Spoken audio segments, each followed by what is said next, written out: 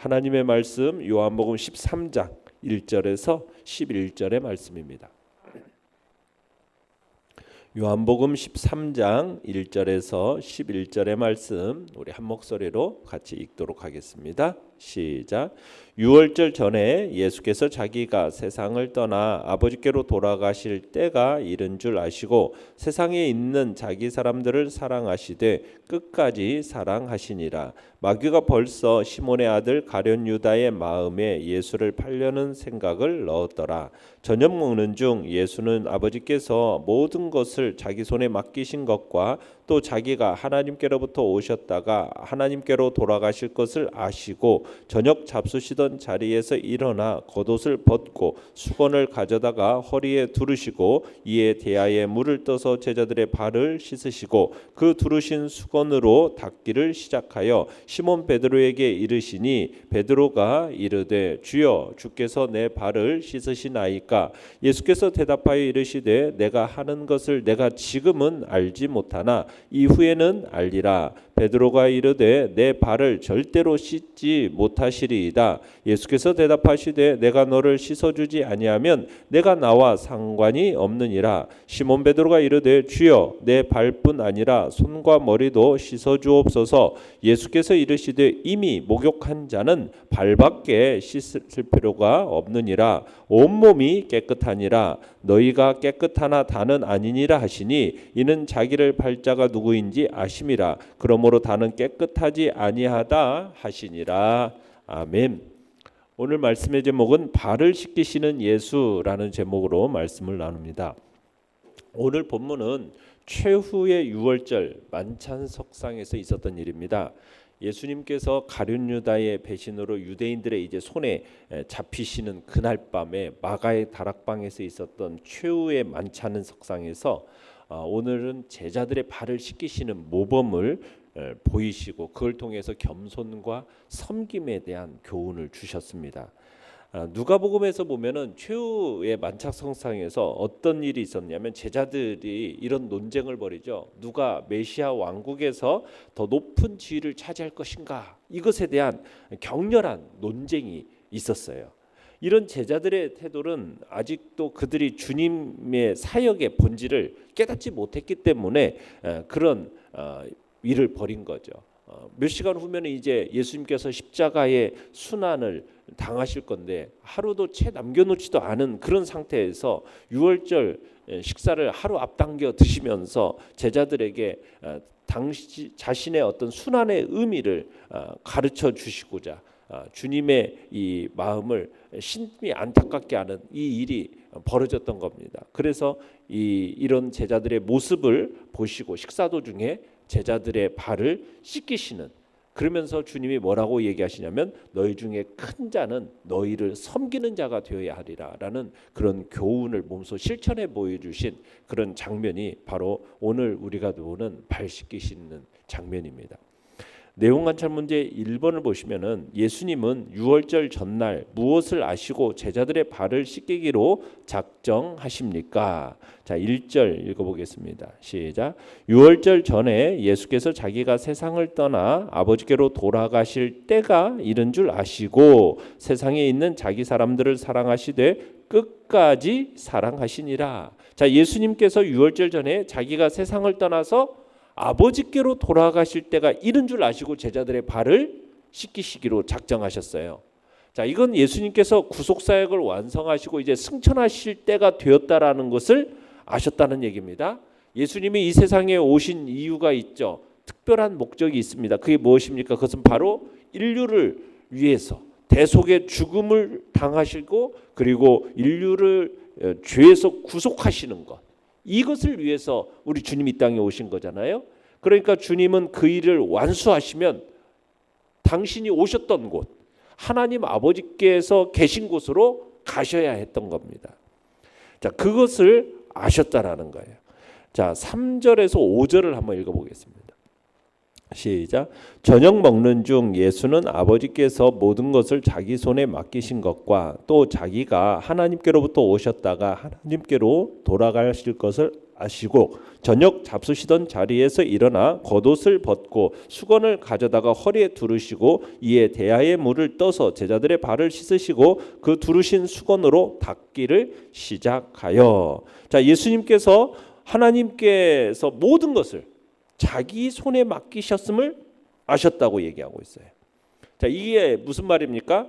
하나님께서 하늘과 땅의 모든 권세, 왕권을 이제 앞으로 해야 할 모든 일체의 일들을 누구에게 맡기셨다라는 거예요. 주님께, 예수님께 위임하셨다라는 사실을 의미하는 겁니다. 그러니까 지금 모든 왕권과 또 모든 재량권을 누가 위임받았어요? 예수님이 위임받으셨어요. 자, 그러면은 그 위임받았음을 아신 겁니다. 자, 그러면 그 알고 나서 곧바로 보이신 모습이 뭡니까? 보통 인간들은 자기가 왕권을 가지고 자기가 높은 지위에 오르면은 보통 어떤 태도를 보여요? 기고만장한 태도로 천하를 호령하는 모습을 보이는 것이 인간의 모습이에요. 그러나 우리 주님의 모습은 어떻습니까? 이와는 정반대의 모습인 거죠. 우리 주님은 어떤 모습을 보이고 계시는 거예요? 겉옷을 벗고 수건을 허리에 두르시고 제자들 앞에 서십니다. 마치 미천한 종과 같이 낮아져서 제자들의 발을 씻기시기 위함의 모습인 거죠. 예수님은 왕권을 가지신, 세상 모든 만물의 왕권을 가지신 왕의 지위와 모든 위임권이 자기에게 주어졌다는 사실을 인지하시고 아셨는데 그 모습은 천하를 호령하는 모습이 아니라 제자들의 앞에 서서 그들의 발을 씻기시는 모습이 우리 주님의 모습이라는 거예요. 6절로 7절을 읽어보겠습니다. 시작. 시몬 베드로에게 이르시니 베드로가 이르되 주여 주께서 내 발을 씻으시나이까? 예수께서 대답하여 이르시되 내가 하는 것을 내가 지금은 알지 못하나 이후에는 알리라. 자, 베드로는 제자들의 발을 씻기시는 주님의 모습을 보고서 상당히 놀라고 당황해합니다. 왜요? 당시 그 어느 랍비도 제자들의 발을 씻기는 경우가 없었거든요. 따라서 베드로는 자기들의 스승인 주님께서 왜 이런 행동을 하시는가 전혀 이해할 수가 없었어요. 그래서 베드로는 자신의 발을 씻길 수가 없습니다. 이렇게 이제 얘기를 하는 겁니다. 자, 이에 대해서 주님의 답변은 뭐예요? 내가 하는 것을 내가 지금은 알지 못하지만 이후에는 알리라. 주님의 말씀은 베드로야, 내가 너의 발을 씻기는 것은 결국 십자가에 흘리는 나의 피로써 너의 죄를 씻는 것을 의미하는 것이다. 물론 지금은 내가 이것을 이해하지 못하겠지만 이후에 성령께서 오시면 알게 될 거다. 그러므로 지금은 이해하지 못해도 내 말에 순종해라. 나로 하여금 너의 발을 씻기도록 내 말에 순종해라. 지금 이런 식으로 얘기하고 계시는 거예요. 그러니까 지금 주님께서 당신이 취하신 이 행동의 겉모습만 보고서는 그 깊은 뜻을 이해하지 못하는 베드로에게 깊은 의미를 설명하는 대신에 뭘 요구하고 계시는 겁니까? 먼저 순종을 요구하고 계시는 거죠. 자, 내용 관찰 문제 2번입니다. 예수님의 씻어주심을 받지 않는 사람은 자신과 어떤 관계에 있다라고 베드로에게 말씀하십니까? 자, 8절을 읽어보겠습니다.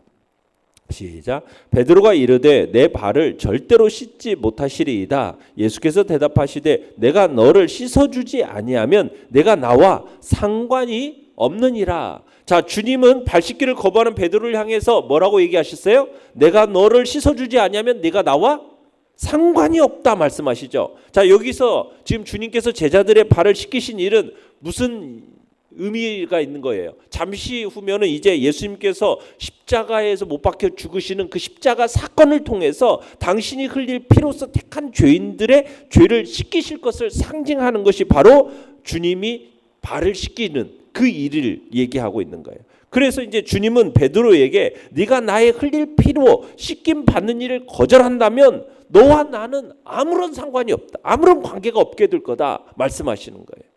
이런 의미에서 주님의 이 발 씻김을 거절하는 이 베드로의 태도는 어떻게 보면 인간적인 차원에서 보면 뭐 겸양의 의미를 지니고 있을지 모르지만 은혜라는 영적인 차원에서는 이건 올바르지 못한 태도라는 거죠.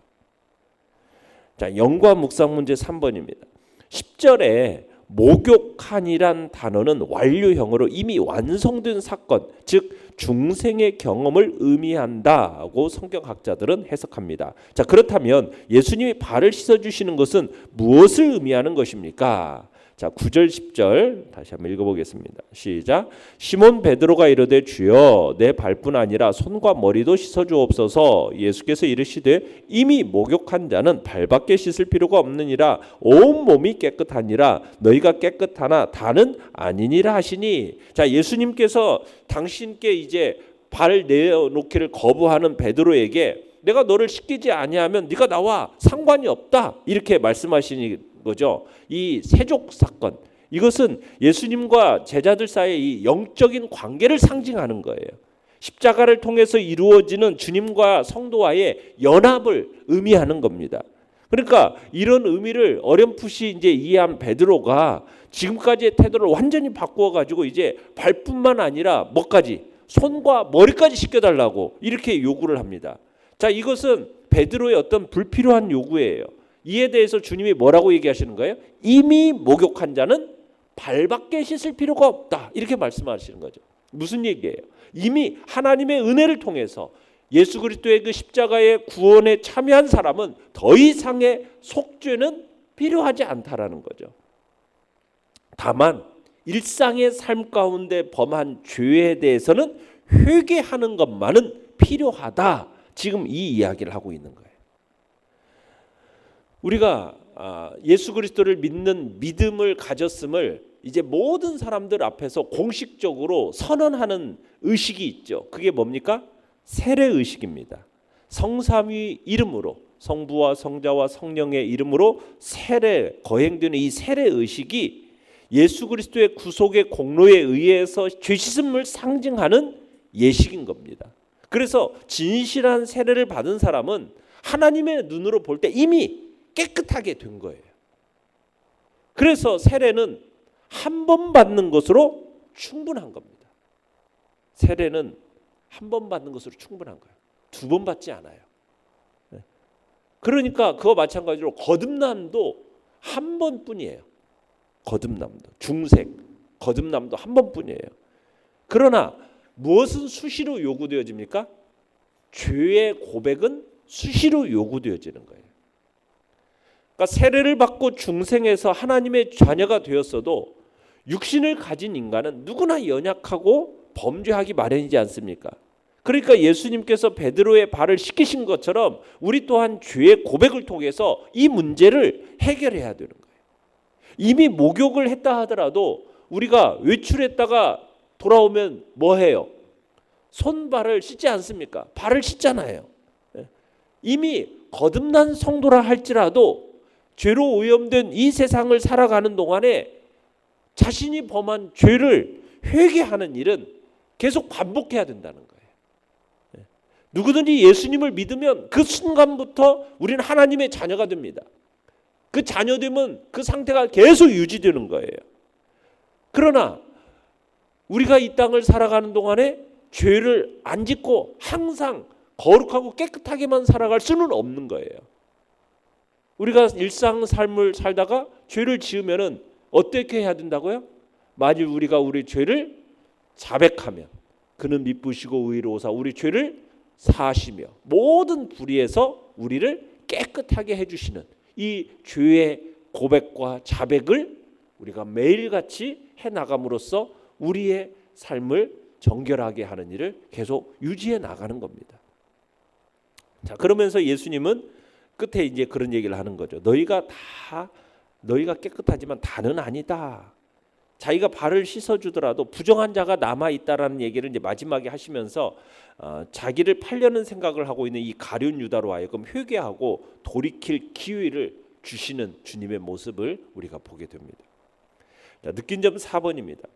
데스키는 구속받지 못한 사람들은 자신들이 스스로를 구원할 수 있다라는 교만함 때문에 죄 씻어주심을 본능적으로 거부한다라고 말합니다. 당신은 죄사함이 오직 예수님께만 있음을 고백하며 날마다 그분께 나아갑니까? 십자가에서 흘리신 예수 그리스도의 이 피는 온 인류의 죄악을 깨끗하게 씻겨주십니다. 이 씻겨주심을 상징해요. 동시에 이미 그리스도 안에 있는 성도들이라 할지라도 장성한 분량의 이 성장하기 위해서는 이 예수 그리스도의 구속의 피를 날마다 생각하면서 우리의 죄를 자백함으로 죄 씻는 일이 필요하다는 얘기입니다. 한번 우리가 구원함을 받았다고 해서 모든 죄가 깨끗하게 과거, 현재, 미래 모든 죄가 다 용서는 받았지만 우리가 매일매일 일상의 삶을 살아가는 동안에 짓는 죄에 대해서 우리에게 요구되어지는 바는 무엇이라고요? 예수 그리스도의 그 구속의 피를 끊임없이 묵상하면서 내 모든 죄와 허물을 다시 한번 주님의 그 피로써 정결케 씻어달라라는 그 죄의 자백의 일은 우리가 매일같이 주님 앞에서 해야 된다는 얘기입니다. 주님께서 자기들을 사랑하시되 끝까지 사랑하신 예수님의 십자가 앞에 오늘도 날마다 나아가 자신을 깨끗하게 하는 삶을 오늘도 살아야 되는 일이 우리의 해야 할 일임을 주님은 우리에게 가르치고 계시는 것입니다. 결단과 적용 5번입니다. 당신이 오늘 예수님께 나아가 구체적으로 고백하고 씻어야 할 죄는 무엇입니까? 우리가 우리 자신을 돌아보면서 주님의 말씀에 비추어 보고 또 우리의 마음 속에 우리의 삶 속에 드러나는 죄에 대해서 다시 한번 예수 그리스도의 그 십자가의 보혈에 자백함으로 다 주님의 그 정결함과 깨끗함에 얻게 되는 그 복된 은혜를 이 시간에 누리시기를 간절히 바랍니다. 오늘의 기도 같이 읽겠습니다. 시작. 나의 죄를 씻어주시는 예수님께 날마다 나아가는 삶이 되게 하소서. 아멘. 말씀을 생각하며 기도하시고요. 연약한 우리의 지체들을 위해서 기도해 주시기 바랍니다. 새생명 전도 축제 위에 하나님의 풍성함의 은혜를 놓고 기도해 주시기 바랍니다. 주여, 우리 세 번 부르짖으며 간절한 마음으로 나아가겠습니다. 주여, 주여, 주여.